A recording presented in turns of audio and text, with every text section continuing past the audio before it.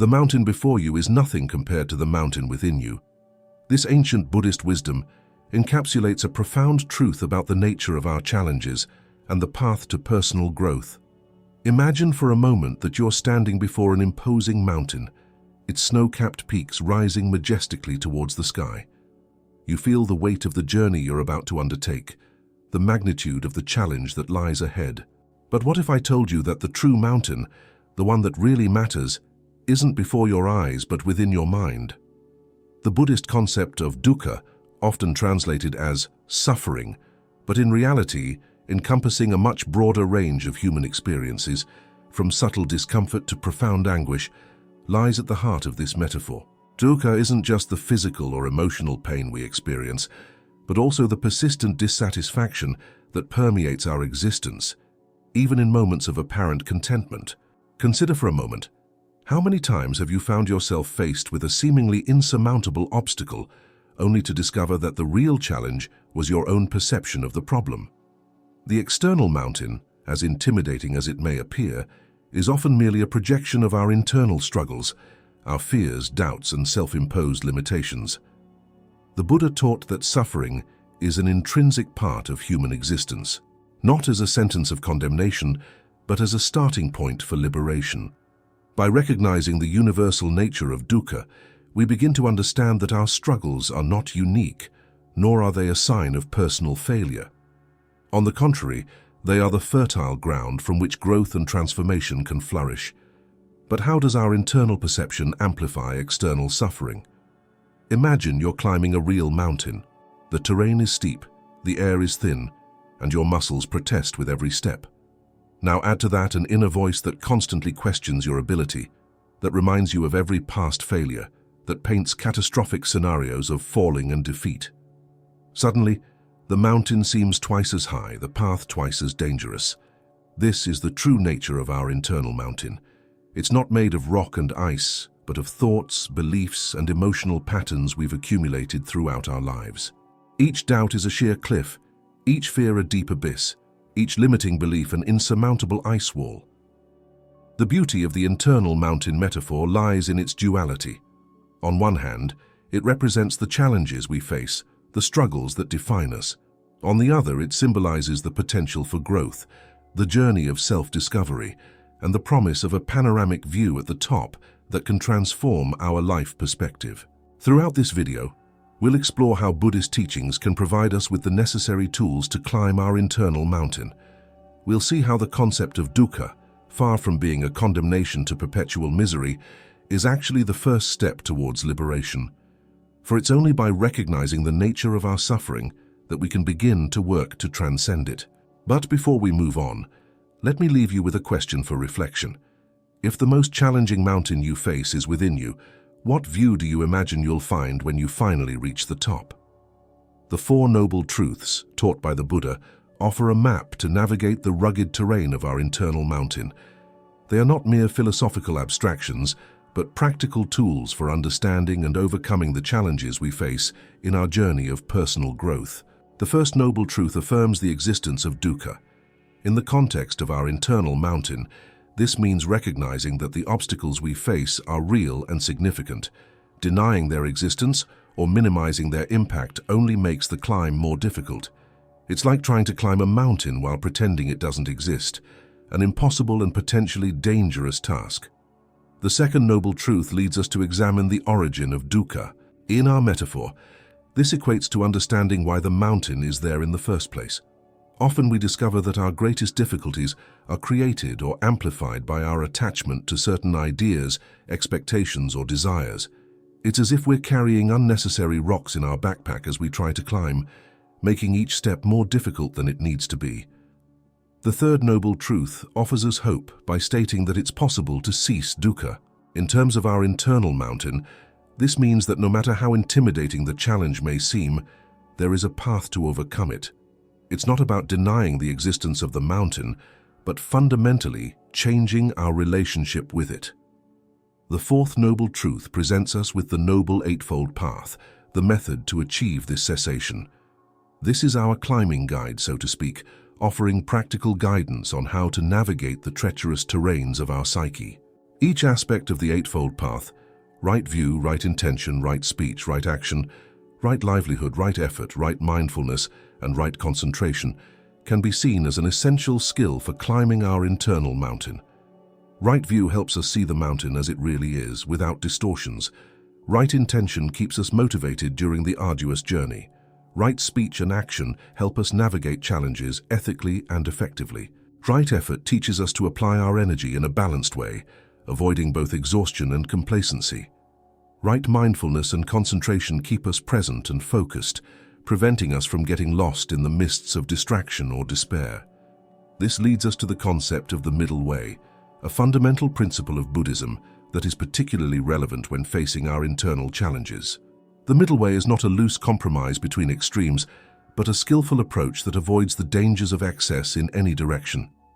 In climbing our internal mountain, the middle way can manifest in various ways. It's the balance between effort and acceptance, recognizing that we need to actively work to overcome our obstacles, but also accept that some things are beyond our immediate control. It's the balance between self-criticism and self-compassion, being honest about our faults and areas for improvement, but without falling into the trap of debilitating self-deprecation. The middle way also teaches us to find balance between the past and the future. We learn from our past experiences without getting stuck in them, and we prepare for the future without getting lost in anxiety or fantasy. This balance keeps us firmly anchored in the present, the only place where we can truly act and change. By applying these principles to our journey of personal growth, we begin to see our internal mountain from a new perspective. The obstacles don't magically disappear, but our capacity to face them expands enormously. We begin to see that the mountain, with all its challenges, also offers unique opportunities for growth and self-discovery. But here's an intriguing question for us to consider. If our greatest battles are internal, how do our actions in the external world shape the topography of our internal mountain?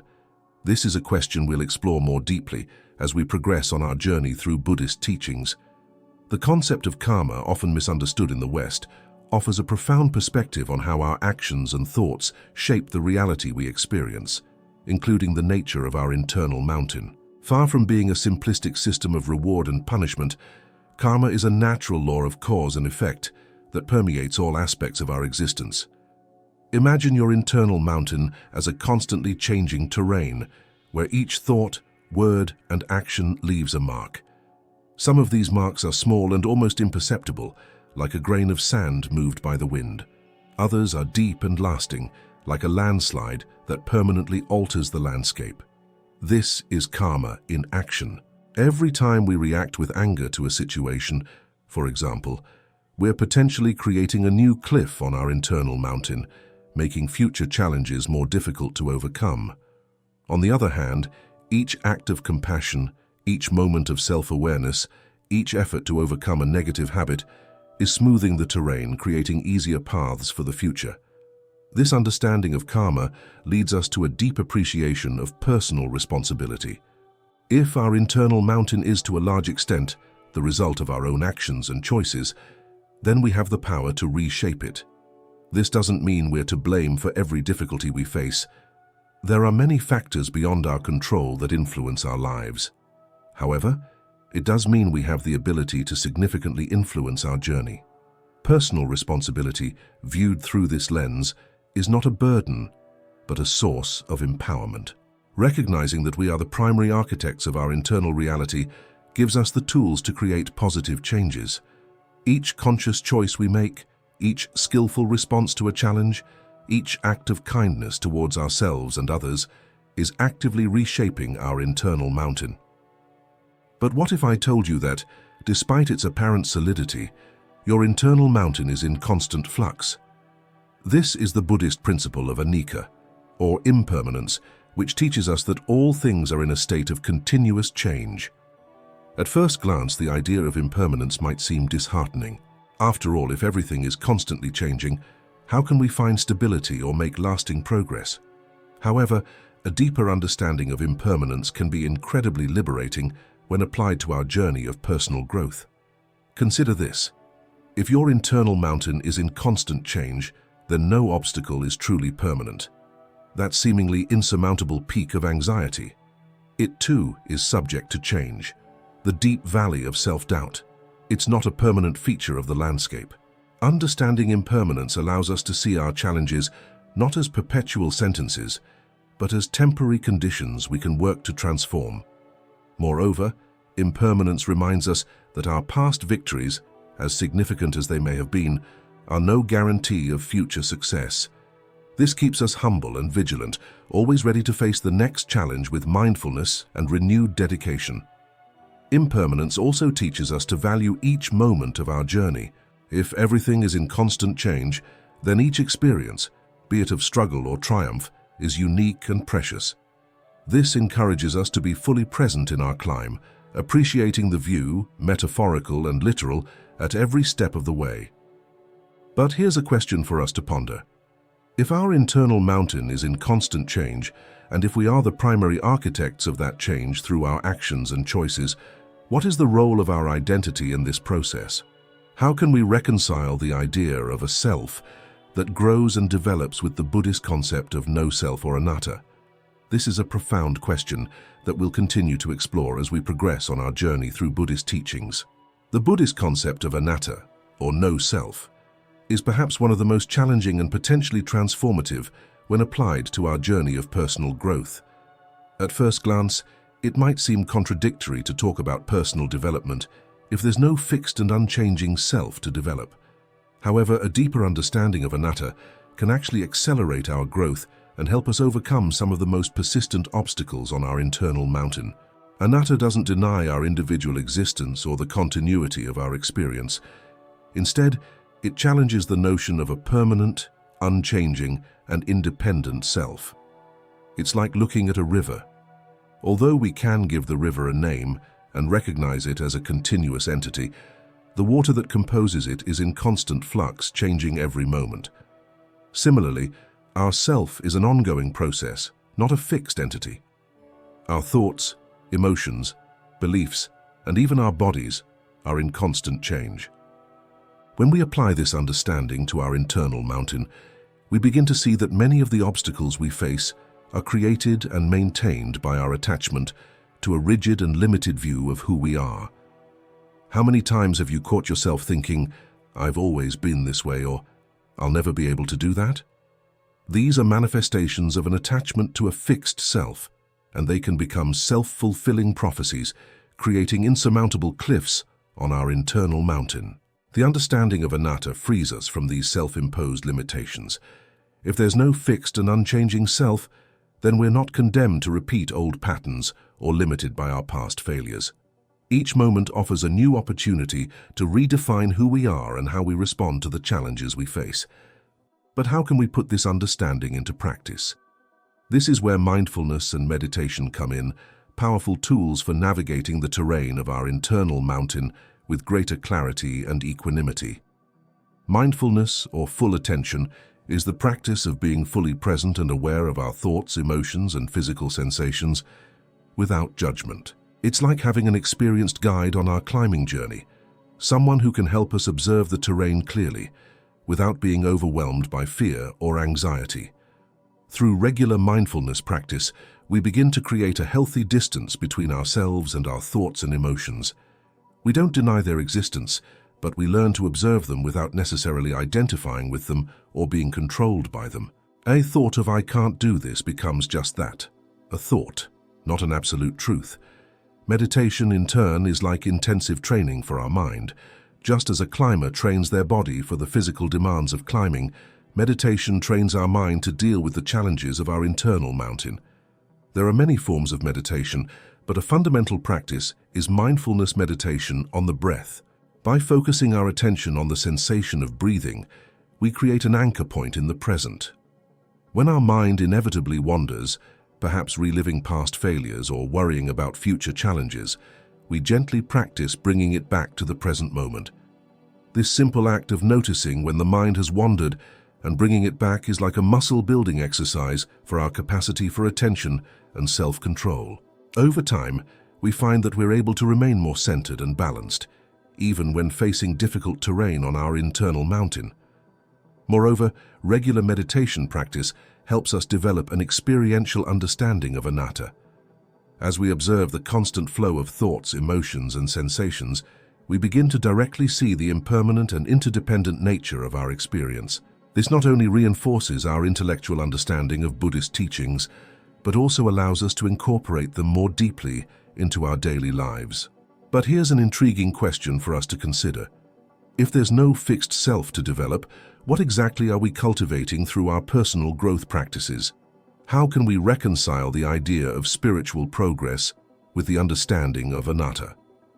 These are profound questions that we'll continue to explore as we progress on our journey through Buddhist teachings. As we advance in our exploration of the internal mountain, we arrive at a crucial point where the path forks. One path leads to an isolated peak of personal achievement, while the other opens up to a vast panorama of connection and mutual understanding. It's here that we encounter the Buddhist teachings on compassion, karuna, and loving kindness, metta, which invite us to expand our perspective beyond our own struggles. Karuna, or compassion, begins with the recognition that suffering is a universal experience. Just as you face your own internal mountain, every person you encounter is on their own climbing journey, facing challenges that may be invisible to others. This understanding can profoundly transform the way we relate to ourselves and others. Developing compassion for oneself when facing internal challenges is often the first and most difficult step. How many times have you caught yourself being your harshest critic, berating yourself for perceived failures or weaknesses? Compassion invites us to treat ourselves with the same gentleness and understanding we would offer a dear friend who's going through difficulties. This self-compassion is not self-indulgence or denial of responsibility. On the contrary, it's an honest recognition of our struggles, combined with a commitment to care for ourselves in the best way possible. It's like offering a helping hand to yourself as you navigate the difficult terrains of your internal mountain. Metta, or loving kindness, is a practice that complements and amplifies compassion. While compassion responds to suffering, metta is an active wish for the well-being of all beings, including ourselves. It's like planting seeds of kindness along our journey, not just for our own benefit, but for all those who may follow the path after us. The practice of metta usually begins with ourselves, recognizing our innate desire for happiness and well-being. Gradually, we expand this wish to include loved ones, acquaintances, strangers, and even those we have difficulties with. This gradual expansion of goodwill can transform our perspective, helping us see our internal mountain not as an isolated challenge, but as part of a vast mountain range of shared human experience. But how can we cultivate compassion and loving kindness in a practical way, especially when we're struggling with our own challenges? This is where understanding the 5 aggregates, skandhas, can offer a valuable perspective. The 5 aggregates, form, sensation, perception, mental formations, and consciousness, are, according to Buddhism, the fundamental components of our experience. By examining each of these aggregates, we can begin to unravel the complex web of our experience and see more clearly how our internal mountain is built. Form refers to our physical body and the material world around us. How often are our internal challenges amplified by physical discomfort or challenging material circumstances? Sensation is our immediate experience of pleasure, pain, or neutrality. How we instinctively react to these sensations can significantly shape our journey. Perception is how we categorize and interpret our experiences. Our perceptions can transform an obstacle into an opportunity, or vice versa. Mental formations include our thoughts, emotions, and volitions. These are often the primary architects of our internal mountain, creating peaks of ambition or valleys of doubt. Consciousness is the aspect of being aware, the canvas on which all our experiences unfold. By examining each of these aggregates with mindfulness and compassion, we begin to see how our experience of challenge and struggle is built moment by moment. This not only gives us a deeper understanding of our own journey, but also allows us to extend genuine empathy to others. We recognize that just like us, each person is navigating their own unique configuration of these aggregates, facing challenges that may be very different from ours in appearance, but fundamentally similar in nature. This understanding can radically transform our approach to personal growth. Instead of seeing our development as a purely individual achievement, we begin to see it as part of a broader tapestry of collective growth and transformation. But this leads us to an intriguing question. If our experience is fundamentally composed of these 5 ever-changing aggregates, and if we're all interconnected in this vast web of existence, what is the true meaning of personal growth? How can we pursue our own development in a way that benefits not just ourselves, but all beings? This is a profound question that we'll continue to explore as we progress on our journey through Buddhist teachings. As we approach the summit of our exploration, we encounter one of Buddhism's most profound and transformative concepts, pratyutyasamutpada, or the interdependence of all things. This principle invites us to see our internal mountain not as an isolated entity, but as part of a vast ecosystem of interconnected causes and conditions. Imagine for a moment that your internal mountain is not a solid, unchanging structure, but a dynamic network of relationships. Every thought, every emotion, every challenge we face is intimately connected to countless other factors: our environment, our relationships, our personal and collective history, and even the actions and experiences of countless other beings. This understanding of interdependence can be simultaneously humbling and liberating. Humbling because it makes us realize that we're not the sole authors of our experience. Liberating because it shows us that, just as we're subject to external influences, we also have the power to positively influence the world around us. Consider how your actions, even seemingly insignificant ones, can create ripples that extend far beyond your immediate experience. An act of kindness can inspire others to do the same. A decision to face a fear can encourage someone close to you to do the same. Your journey of personal growth, seen through this lens, becomes an act of service to the world. However, just as there are positive forces in this web of interdependence, there are also challenges. Buddhism identifies 3 primary poisons that are at the root of much of our suffering: greed, hatred, and delusion. These poisons are not just individual moral failings, but powerful forces that shape our collective experience. Greed leads us to always seek more, never satisfied with what we have. In our mountain metaphor, it's as if we're constantly trying to reach a higher peak, never appreciating the view from where we are. Hatred or aversion makes us reject parts of our experience, creating internal and external divisions. It's as if we're constantly at war with certain aspects of our mountain, instead of learning to navigate them skillfully. Delusion or ignorance prevents us from seeing things as they really are. It's like trying to climb our mountain in a dense fog, unable to clearly see the path ahead, or appreciate the true nature of our journey. Recognizing these poisons in our own experience is the first step to transforming them. And here's the beauty of interdependence. Just as these poisons reinforce each other, their antidotes, generosity, compassion, and wisdom, also strengthen one another. By cultivating generosity, we begin to loosen the grip of greed. By practicing compassion, we gradually dissolve the seeds of hatred. And by seeking wisdom through mindful investigation of our experience, we begin to dispel the fogs of delusion.